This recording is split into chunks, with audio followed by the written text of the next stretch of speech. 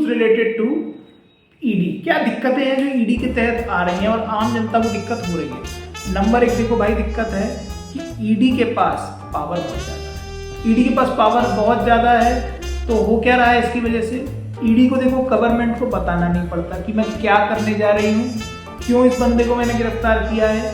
ED को किसी से परमिशन लेने की जरूरत नहीं। अगर उसे आप पे डाउट आ रहा है कि आप भैया मनी लॉन्ड्रिंग जैसी कोई चीज़ या फॉरेन एक्सचेंज का कुछ उल्लंघन कर रहे हो, तो ईडी आपके घर आएगी, छापा मार के आपको उठा के ले जा सकती है। ठीक है ना। तो ईडी की साथ की पहली परेशानी पावर बहुत ज़्यादा है। तो इस पावर बहुत ज़्यादा के तहत अब आप मन में ये आ रहा होगा, अरे पर मनी लॉन्ड्रिंग या फॉरेन एक्सचेंज का वायलेशन तो करूँ मैं, या जो मैंने पिछले 4 एक्ट बताया उनका वायलेशन ही ना किया हो तो ईडी ये भी तो कर सकती ना कि वो आप जो काम कर रहे हो उसको मनी लॉन्ड्रिंग कह दे कि मनी लॉन्ड्रिंग हो रही है। मतलब आपके पैसे का कुछ लेन देन है, उस पैसे के लेन देन को वो बोल दे कि मनी लॉन्ड्रिंग है, तो आप क्या कर लेंगे। ये है सबसे बड़ा फॉल्ट। माइनर क्राइम को ईडी कन्वर्ट कर सकता है मनी लॉन्ड्रिंग में। सबसे बड़ा फ्लॉ जो इसकी ताकत में, सबसे ताकत का जो राज है ना, boost is the secret of my energy. तो this provision is the secret of Eddie's energy. अब आपने किया हो ना किया हो वो तो अब आप देख लो। इसलिए एक चीज और होनी चाहिए ना, इसमें सुधार भी साथ के साथ बता देता हूं। सुधार ये होना चाहिए कि ईडी को ये जो ट्रायल्स है, मान लो अगर आप किसी को फंसा भी रहे हो तो वो ट्रायल्स बहुत स्पीडी होने चाहिए, जल्दी होने चाहिए। ऐसा ना हो टाइम वेस्ट हो रहा है तो वो इन्वेस्टिगेशन एक सजा बनने लग जाती है। वो खुद ही एक ऐसा लगता है कि कोई गुनाह हो चुका है हमसे। नंबर एक चीज तो ये। चलो नंबर 2 की बात करते हैं। नंबर 2 क्या दिक्कत है इस ईडी के साथ। नंबर 2 दिक्कत है कि पॉलिटिकल बायस।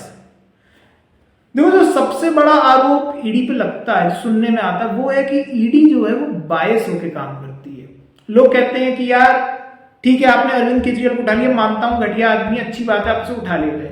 हम मानते हैं कि आपका ये झारखंड का जो मुख्यमंत्री था इसको आप ले गए, अच्छा आपने किया। लेकिन यार कुछ लोग जो ईडी की लिस्ट से गायब से हो गए हैं, पहले वो बीजेपी में नहीं थे तब उनका नाम लिया जाता था, लेकिन अब उनका कोई नाम नहीं था। जैसे कि अजीत पवार, हेमंत बिश्वा शर्मा, शगुन भुजबल, नारायण राणे, इनके नाम कहाँ हैं। ये ऐसा कैसे हो जाता है कि हम पार्टी बदल लेते हैं और ईडी हमारा पीछा करना छोड़ देता है। ऐसा कैसे हो जाता है।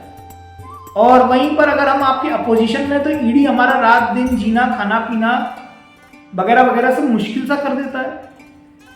कुछ तो दिक्कत है ना। ये दिक्कत है ईडी के साथ, ये जेन्युइन दिक्कत है।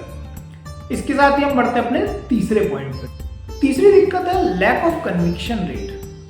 लैक ऑफ कन्विक्शन रेट मतलब आपके जितने लोगों को आपने आज तक पूछताछ करी या आपको जितनों पे शक था उनमें से सही साबित तो बहुत कम हुए। मैं आपको एक छोटा सा उदाहरण लूंगा।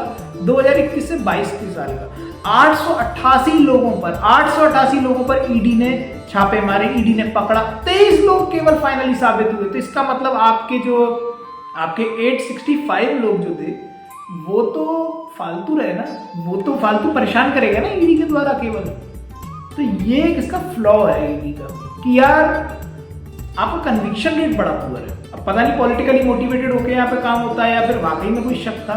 इसके साथ ही ईडी के साथ एक और दिक्कत, लैक ऑफ ट्रांसपेरेंसी। ईडी का तरीका समझ नहीं आता है। ईडी कैसे केसेस को सिलेक्ट करता है, क्या सिस्टम है कि ईडी अब इस केस पे जाएगा, क्या सिस्टम है कि ईडी अब आपके पास आएगा, क्या ईडी ने अचानक सोचा कि वो उसके पास चला गया, नहीं, कुछ क्लैरिटी नहीं है। और उसमें सबसे बुरी चीज जो देखने को मिलती है कि ईडी कभी रूलिंग पार्टी क्वेश्चन करता तो वो दिखता ही नहीं है। ईडी अपोजिशन की सुबह शाम बैंड बजाता दिखता है। मैं ये नहीं कह रहा अपोजिशन हमारे देश का अच्छा, मैं मानता हूँ बहुत ही घटिया विपक्ष है, मैं मानता हूँ इस बात को। लेकिन यार एक चीज होती है कि ऐसा एक डर बैठ जाएगा समय के साथ, ऐसे तो लोगों में क्वेश्चन ही नहीं करना है गवर्नमेंट को। और हम तो एक डेमोक्रेटिक कंट्री में के साथ ही मैं अपना वीडियो यहाँ पर खत्म करता हूँ। मेरे को यहाँ तक देखने के लिए बहुत बहुत शुक्रिया, बहुत बहुत।